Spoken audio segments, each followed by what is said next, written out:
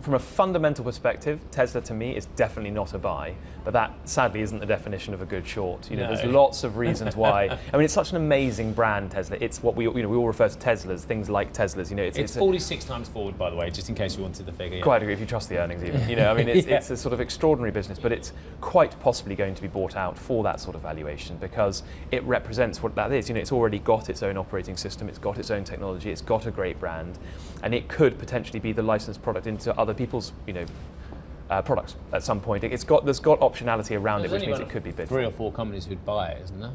And they're 3 or not 4 companies, auto manufacturers, are they? No, I wouldn't have thought so. I'd have thought it would be a tech business. I very much doubt someone like Saudi Arabia would buy it and take it private. I don't see the industrial logic for that.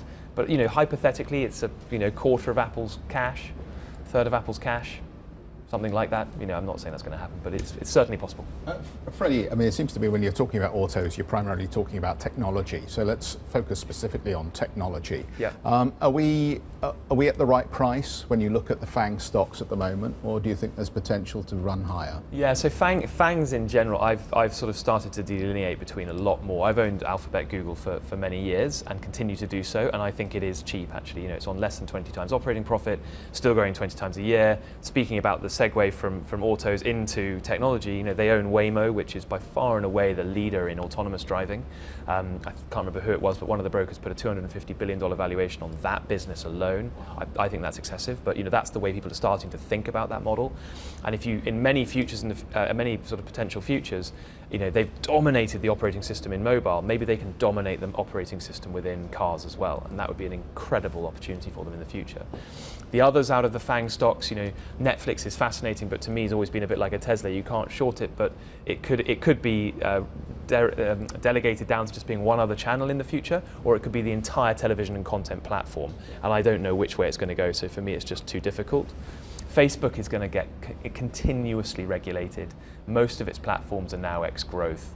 So hedge funds are wrong then, because they've all piled back into Facebook. So you're saying they're on the wrong side of the trade? Yeah, so I mean, I think they are. I really do believe that the regulatory impact that's going to have on Facebook is going to be much, much larger. I think margins are going to come down a lot. It's ex-growth in most of its markets in its main Facebook platform. And I think the advertising revenue, I personally believe, is peaking, but they think it's going to go up. The pitch for them is that ad revenue is actually going to get driven higher as they can increasingly monetize that data. And I think that data is going to become less and less rich because we, the consumers, don't want it to be as rich. Hi, I'm Joanna Bersecci, and thank you for watching. You can check out more of our videos by clicking on the boxes on the screen.